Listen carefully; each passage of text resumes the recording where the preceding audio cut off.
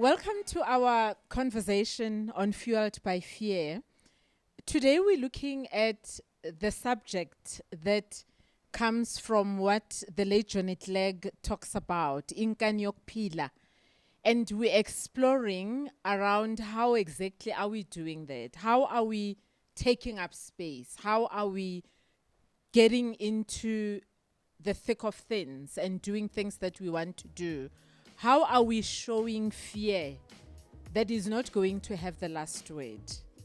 That is our conversation today. My name is Motla Lepule, and today I'm joined by Ziningi, Caroline, and Sechaba. And I'm very much interested to hear how exactly they're taking up space in the midst of fear. Sechaba, do you want to go first? Yes, I will. Thank you. So I genuinely no, I don't believe it's a universal fact that fear, much like death, is something that you have to rise up and conquer every day. And the beautiful thing, or ugly, depending on how you view it, if you do not conquer fear, it will conquer you. So I'm only 31 years old, but I've squeezed a lot of years of life in this much years. So that is so to say that I've been conquered by fear before in my life. And once it does that, you're defeated, you're down and out. And so much like they say a phoenix rises from the ashes, you really have nowhere to go but up from there. So the way I deal with fear, or rather interact with fear now, is when I am faced with something that makes me afraid, I tend to get very angry with it because it's more like you're disturbing my life or my process, and so I tend to rage against the machine. I conquer fear almost daily. I want to make an example. Someone said the other day that, and this is a race relations kind of thing. As black people, we are not the default race, so to speak. So as a social experiment, if you are walking down a hallway, right? If you pay attention and you see, when a white person's walking down, almost 9 out of 10 times, 10 out of 10 times, you will move out the way for him or her. But they will not move out the way for you because they are not faced with that fear. That fear is not ingrained into them.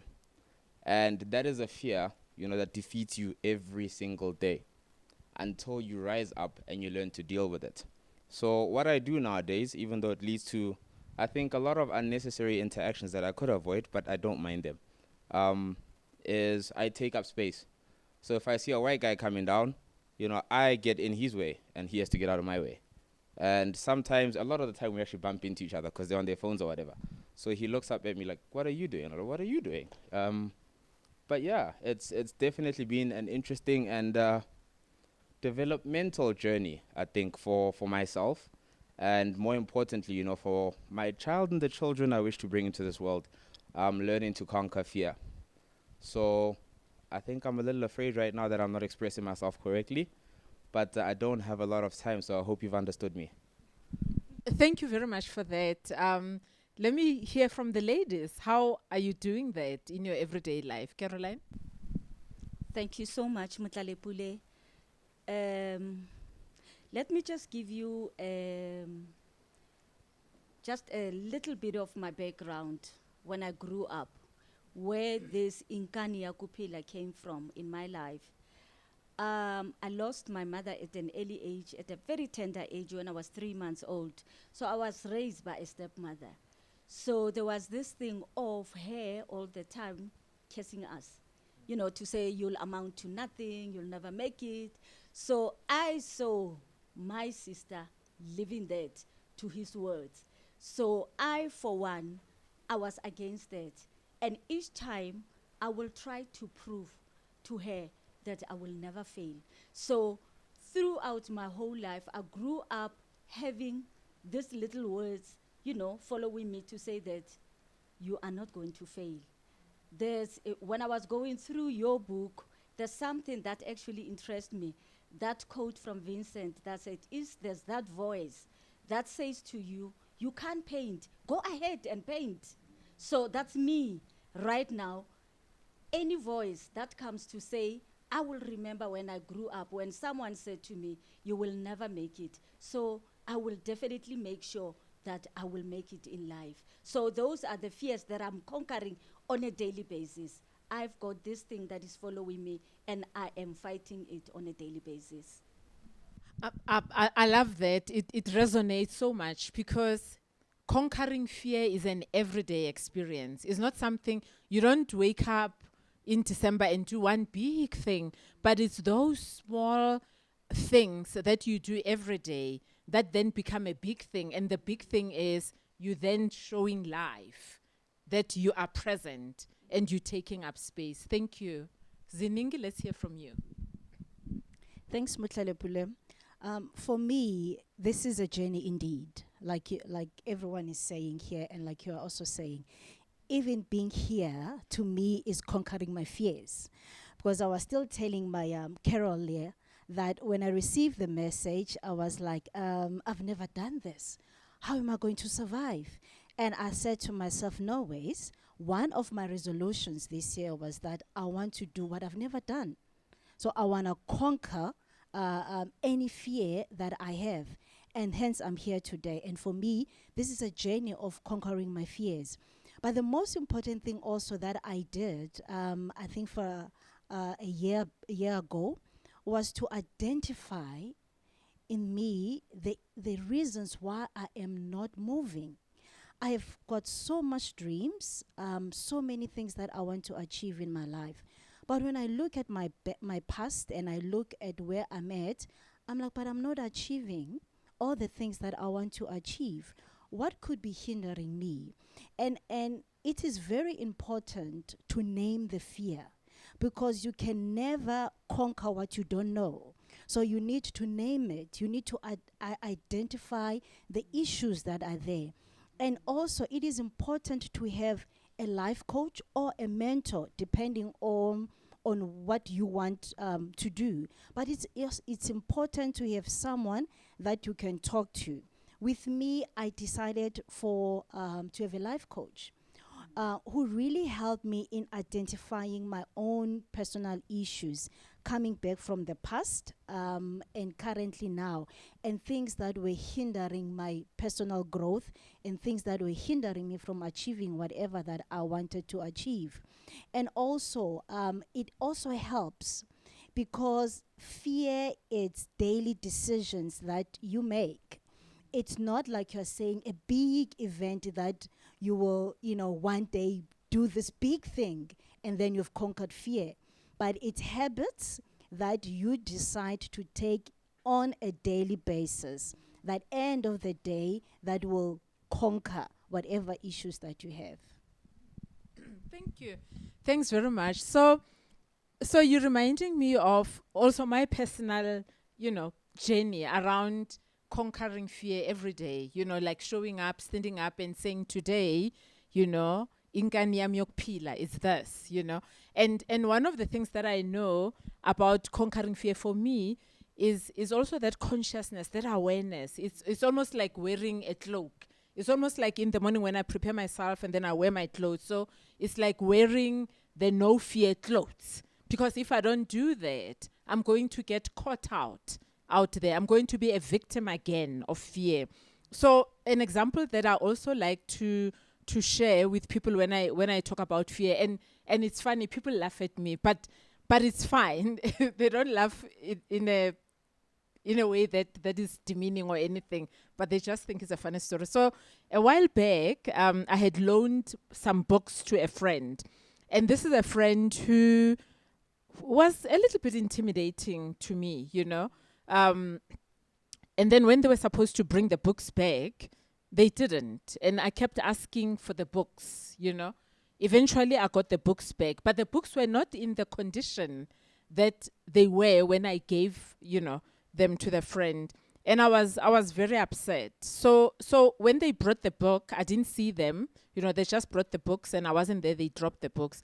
So every day I thought, no, because ordinarily, I wouldn't have said anything. I would have just in my little corner being upset and whatever.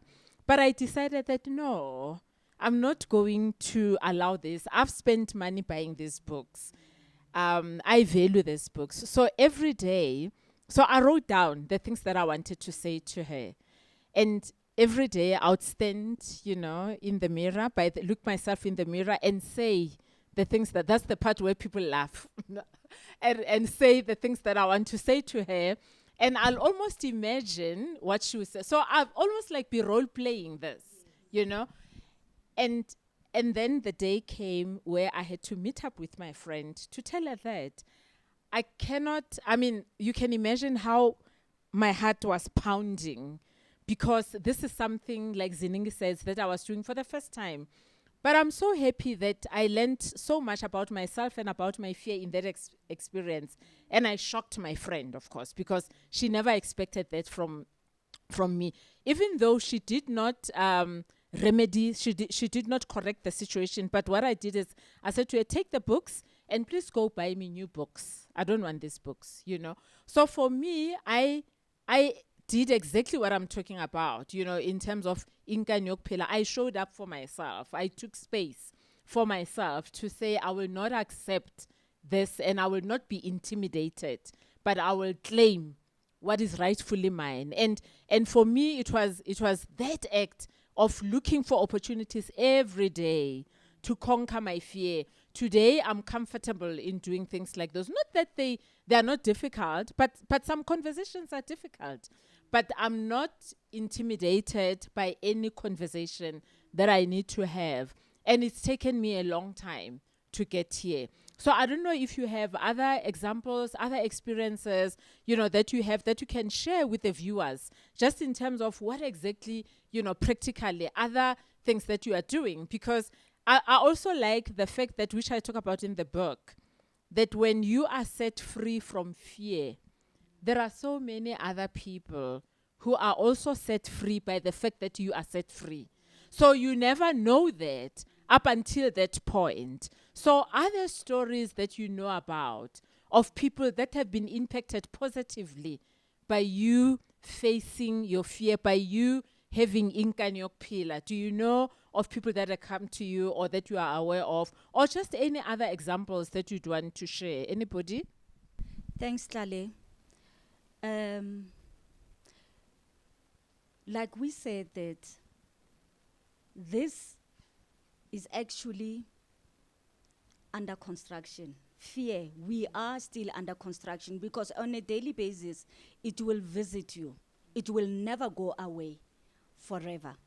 But I want to say this, that you cannot make it on your own, because this will always haunt you on a daily basis. You need an anchor in your life.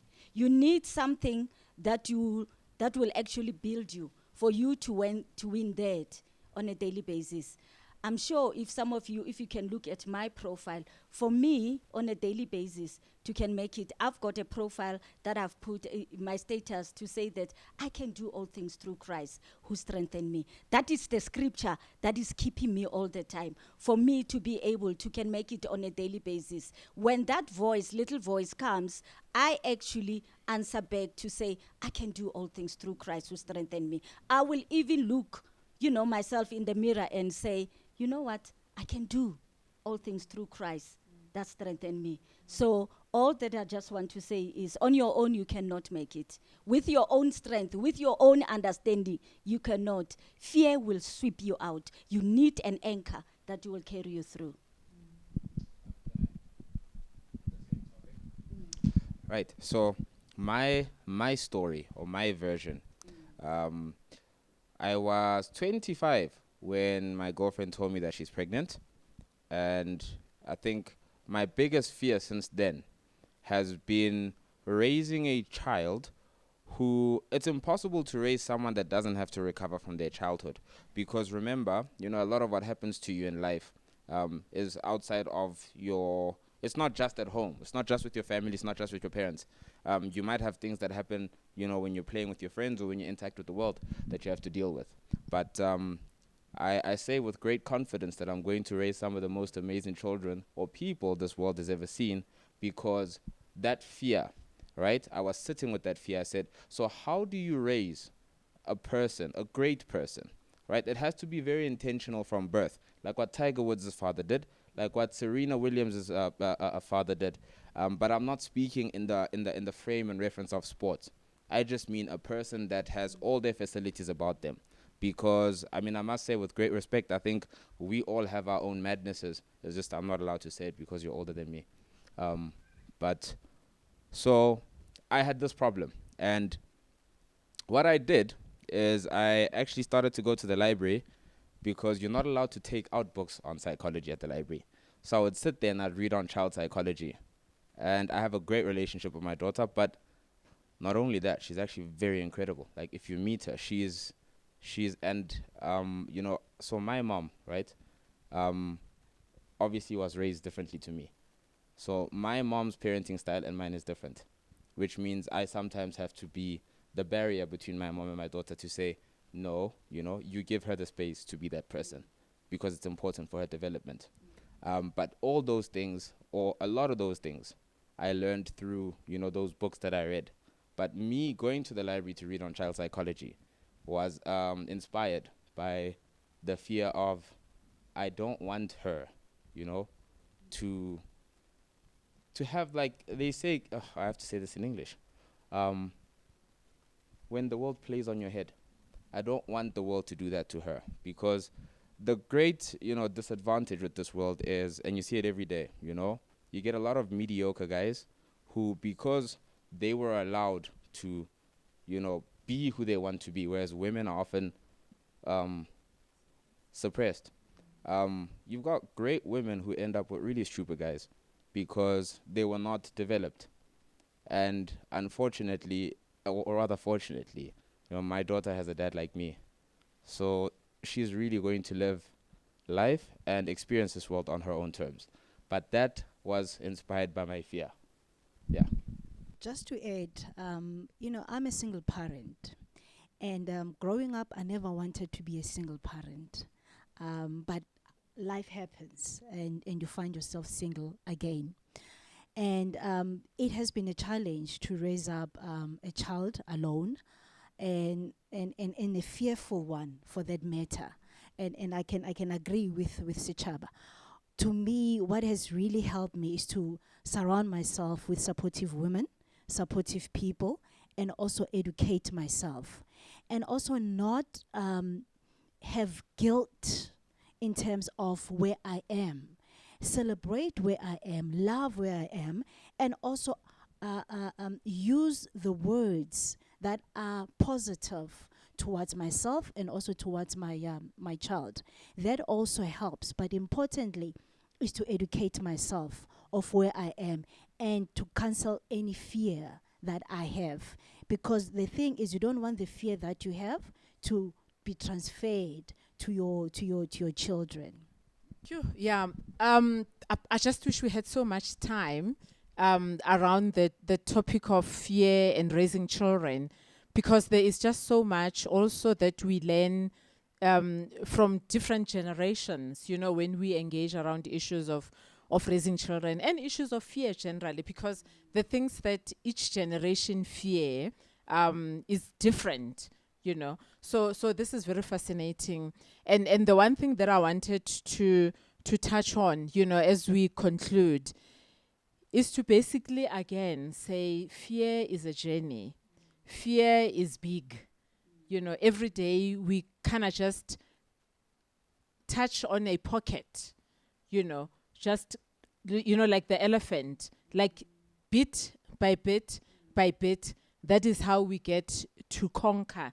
That is how we get to experience inkani yokuphila. So I'd really love to thank you for coming, to share your experiences and your knowledge with us. Thank you very much.